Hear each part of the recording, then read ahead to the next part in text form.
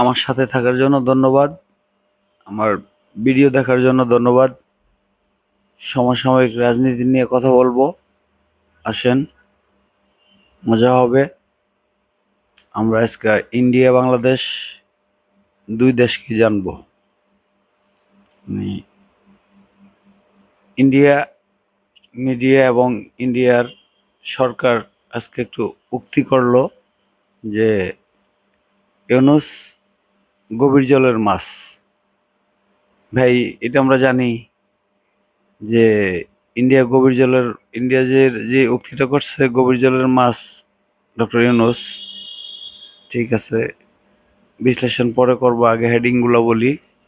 তারপরে ভারতের নির্দেশে যেভাবে সেনাপ্রধান নিযুক্ত হয়, ওকে, আমরা হেডিংগুলো পড়তেছি ভাই। তারপরে ভারত 53 বছর থেকে কি বাংলাদেশ থেকে সুবিধা নিচ্ছে?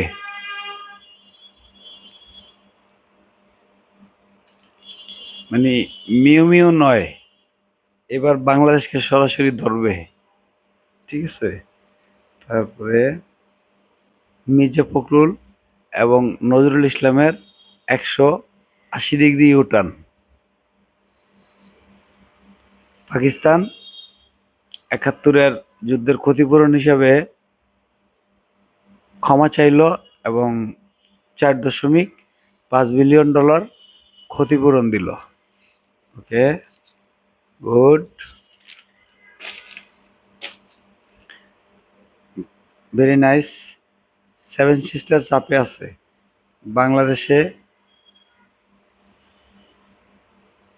বাংলাদেশের যুদ্ধজাহাজ প্রবেশ করেছে রাশিয়ার, যার জন্য ইন্ডিয়া অ্যান্টি মিসাইল প্রস্তুত রাখলো। পশ্চিমবাংলায় মুসলিমদের উপরে নির্যাতন হচ্ছে। কেন তারেক জিয়া বাংলাদেশে আসতে পারে না? আজকের হেডিং আপনাদের জানিয়ে রাখলাম। এখন আমরা বিশ্লেষণ করব, একে একে বিশ্লেষণ করব। আমার সাথে থাকেন, আপনি রাজনীতি বুঝবেন, দেশ বুঝবেন, বিদেশ বুঝবেন, ইন্ডিয়াকে চিনতে পারবেন। আমার সাথে থাকার জন্য ধন্যবাদ। ভিডিওটা যদি ভালো লাগে দেখবেন, যদি ভালো না লাগে আপনি স্কিপ করে চলে যেতে পারেন। আমার কোনো নাই, আপত্তি নাই। আমি কোনো ওই দালাল সাংবাদিকও না, আমি কারো থেকে পয়সা নিয়ে হয়তো বা রাজনীতি বিশ্লেষণ করি না। আমি এর আগেও ভিডিওতে বলছি, রাজনীতি বিশ্লেষণ আমার 2 থেকে 5 বছর আগের চিন্তাধারা থাকে। আমার ব্রেন 5 বছর আগে চলে, 2 বছর আগে চলে। কিছু কিছু ভিউয়ার আছে, কিছু কিছু সাংবাদিক আছে যে আমি একটু পেপারে দেখলাম, একটু মনে করেন যে 5 মিনিট 7 মিনিট কথা বললাম, কথা বলার পরে আমার তো ভিউ রেডি, আমার তো সাবস্ক্রাইবার আছি, মাস গেলে আমি হয়তো বা 5 লাখ, 2 লাখ, 4 লাখ টাকা ইনকাম করে নিব। আমি সেই ধরনের না। পারলে ওদের আনসাবস্ক্রাইব করবেন, ওই সমস্ত লোকদের আনসাবস্ক্রাইব করবেন। ওকে, আমরা আসি এখন। ডক্টর ইউনূস গভীর জলের মাছ, মানে বুঝেছে ইন্ডিয়া অনেকদিন পরে বুঝেছে। নোবেল লরিয়েট, বাংলাদেশের গৌরব, এবং যার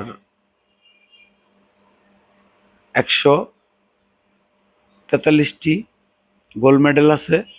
সর্বোচ্চ মেডেল, সর্বোচ্চ মেডেলটি হলো মার্কিন যুক্তরাষ্ট্রের। তারপরে অন্যান্য পৃথিবীর অন্যান্য দেশের গোল্ড মেডেল আছে। যদি ডক্টর ইউনূস চিন্তা করতে যে না আমি এদিকে নজর দিব, গোল্ড মেডেলের অভাবই হতো না। আর যার একটা লেকচার শোনার জন্য অন্তত $2 লক্ষ দেওয়া লাগে, এবং একটা অনেক সম্মাননা পায়, সে তার সমস্ত কার্যক্রম থেকে ফালায় আইসা সে বাংলাদেশকে সেবা করছে। এখন সেই লোক চিনতে মোদি ভুল করছে,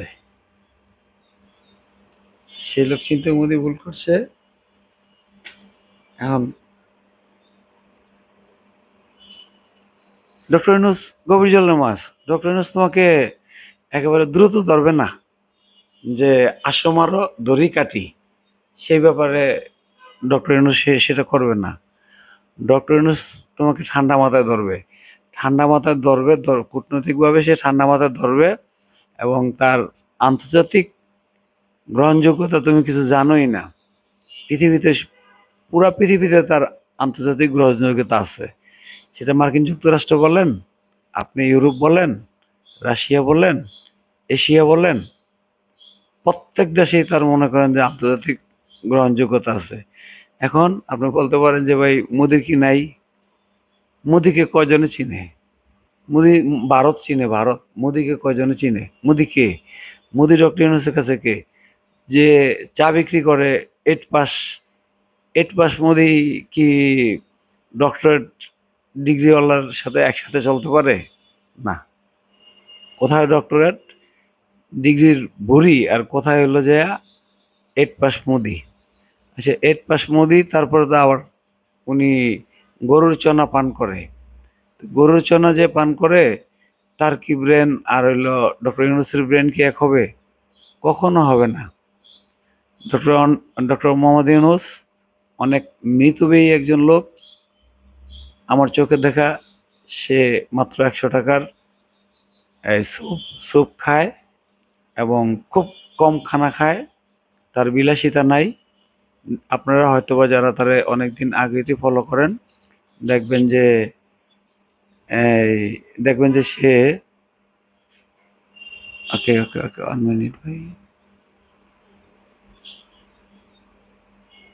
দেখবেন যে সে এই 100 টাকার খাবার খায়, তো তারপরে একটা জামা অনেকদিন গায়ে দেয়, এক জামা সে প্রত্যেকদিন জামা চেঞ্জ করে না, এবং তার পরনের পায়জামা চেঞ্জ করে না।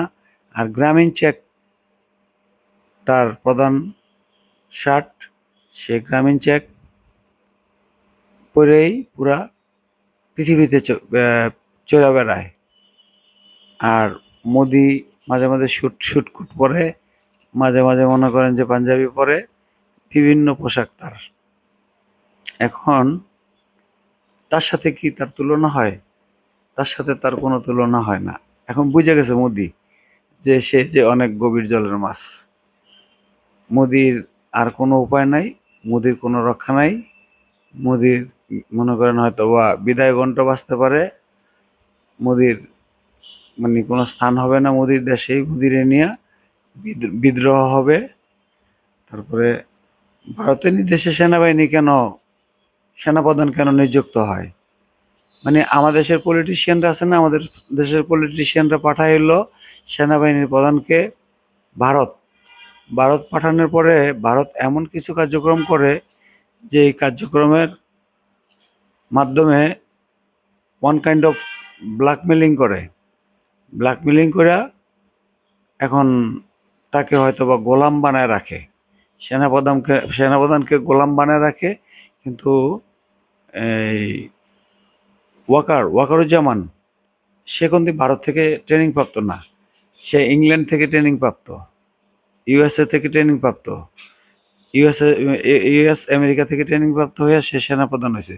তো এই জন্যই মনে করেন যে তাকে ব্ল্যাকমেলিং করার সুযোগটা পায় নাই, সম্ভব হয় নাই। আবার আসি আমরা হলো যে ভারত 53 বছর থেকে বাংলাদেশের থেকে কি সুবিধা আদায় করছে? হ্যাঁ, ভারত 53 বছর ধরে বাংলাদেশের ক্রিম, আমার ভিডিও আছে, দেখেন কিভাবে হয়তো বা ভারত 53 বছর ধরে যে বাংলাদেশের ক্রিম উঠায় নিয়ে গেছে, আমাদের তলাবিহীন জুরি করছে। তলাবিহীন জুরি করে ভারত, সে ট্রানজিট নেয়, 200 টাকা দিয়া সে আমাদের একটা, যেটা ওদের ওই একটা গরিব জায়গা আছে, যেটা আমাদের এই পাশে, মালদার এই পাশে, ওখানে একটা শেখ হাসিনাকে পরামর্শ দিয়ে একটা বিদ্যুৎ কেন্দ্র করলো, কয়লা ভিত্তিক বিদ্যুৎ কেন্দ্র করলো আদানিকে দিয়া করে। এখন এই বিদ্যুৎ আমাদের কাছে বিক্রি করতেছে, বিক্রি করে মনে করেন 1 টাকার বিদ্যুৎ 6 টাকা বিক্রি করে। 1 টাকার বিদ্যুৎ 6 টাকা বিক্রি করে এখানে মনে করেন মোদির পকেটও টাকা যায়, এখানে নসরুল হামিদের পকেটেও টাকা গেছে, শেখ হাসিনার পকেটেও টাকা গেছে, সবার পকেটে টাকা গেছে। আপনার আমার বিদ্যুতের ইউনিট বাড়ছে, টাকা বাড়ছে। এভাবেই আরো অনেক সিস্টেমে তারা আমাদের মনে করেন যে টাকা নেয়। এই সিস্টেম যদি আপনাকে আমি বুঝাইতে যাই তাহলে হয়তোবা একটা কন্টেন্ট করলে অন্তত 2-3 ঘন্টার কন্টেন্ট হবে এটা। এখন এটা এটা তারা করে যে আমাদের ক্রিম খায়, যেটা আজকে ভারতীয় মিডিয়াই মনে করেন যে হাউকাউ হচ্ছে যে 53 বছর ধরে বাংলাদেশকে কি চুষা খাচ্ছে। হ্যাঁ, বাংলাদেশকে 53 বছর ধরে চুষা খাচ্ছে। আর একটা হলো মির্জা ফখরুলের 180 ডিগ্রি ইউটার্ন। ভাই আমি এর আগের ভিডিওটাতে বলছি যে অনেকের লিস্ট হয়ে গেছে অলরেডি যে দীর্ঘমেয়াদী কারাগারে থাকবে।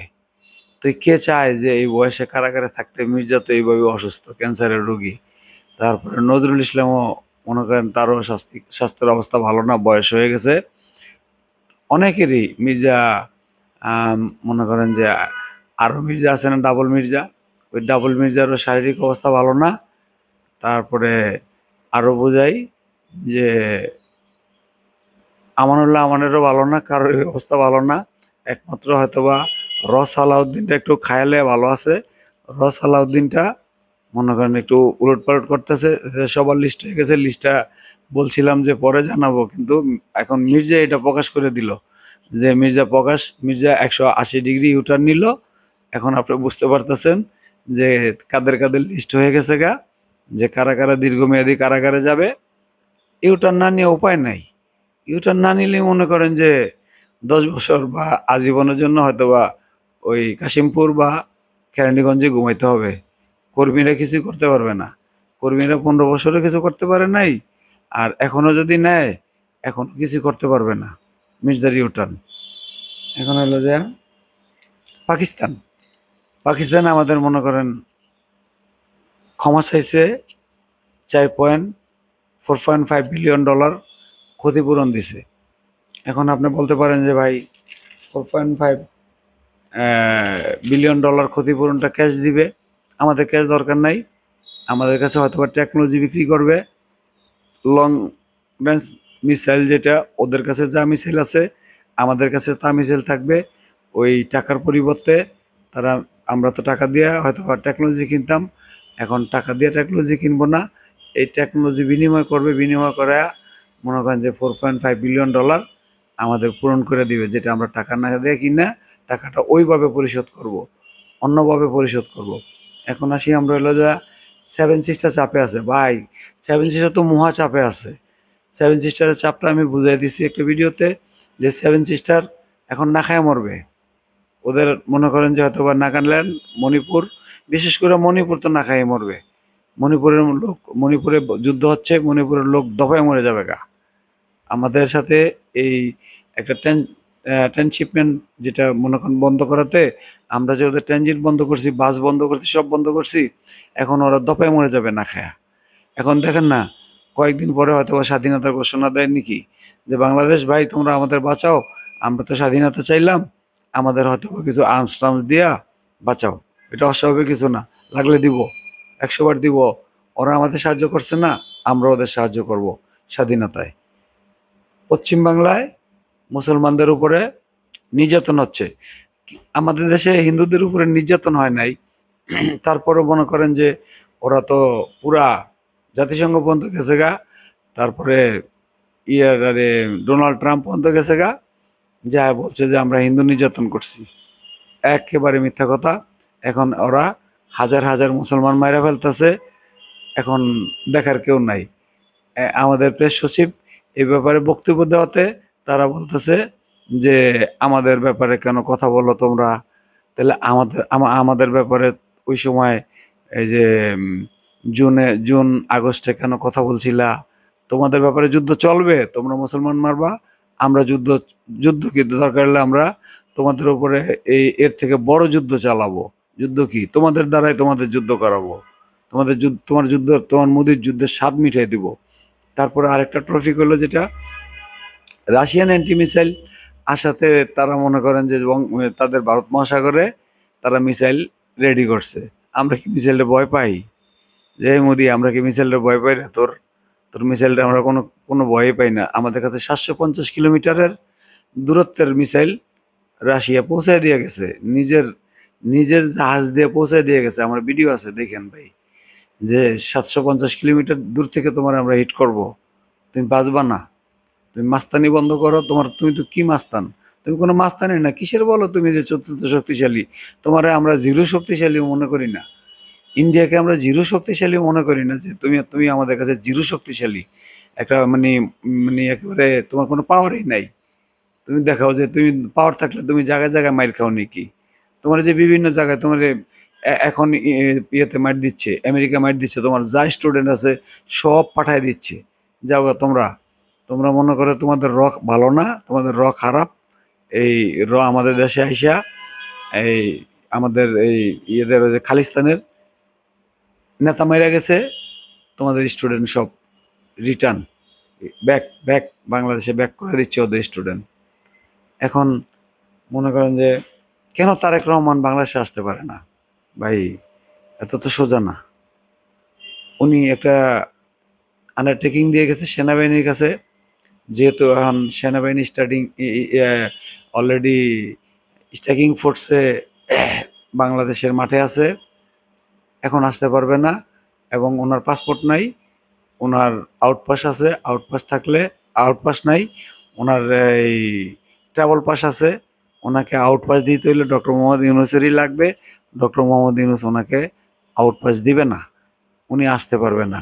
উনি যাই মনে করেন যে উনি যদি কোনো নেগোসিয়েশন, তো এর নেতারা হইলো খারাপ, এর নেতারাই এর নষ্ট করছে, এর নেতারাই মনে করেন যে ওনাকে বাংলাদেশে আনতে চাচ্ছে না। এই যে বুড়া খাটাসগুলো আছে না, বুড়া খাটাসগুলো কখনো চায় না যে তারেক জিয়া বাংলাদেশে আসুক, এই জন্যই আসতে পারতেছে না। এখন জিকির মিকির সবাই থামে গেছে। ইন্ডিয়া মুর্দাবাদ, ইন্ডিয়ার বাংলাদেশে কোনো স্থানই নাই। ওরা আমরা কোনো জায়গায় দিব না। ওরা আমরা বুঝাই দিব যে কত দানে কত চাল, কার সাথে তুমি বাঁচছো।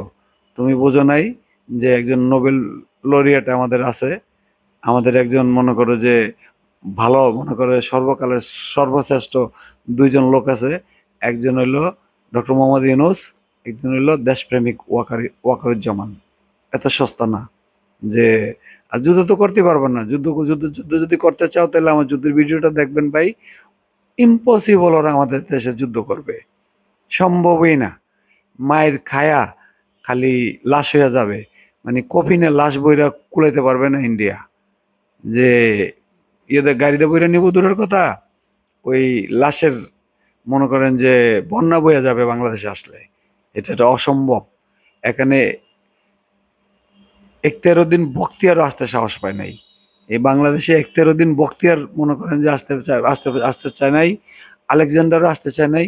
কোনো কেউই এই বাংলা আসতে চায় নাই। এই বাংলায় ঢুকা এত সোজা না। এই বাংলা আমাদের, এটা আমাদের সোনার বাংলা, এখানে সম্ভব না। ওকে, বাই বাই। ভালো লাগলে সাবস্ক্রাইব করেন।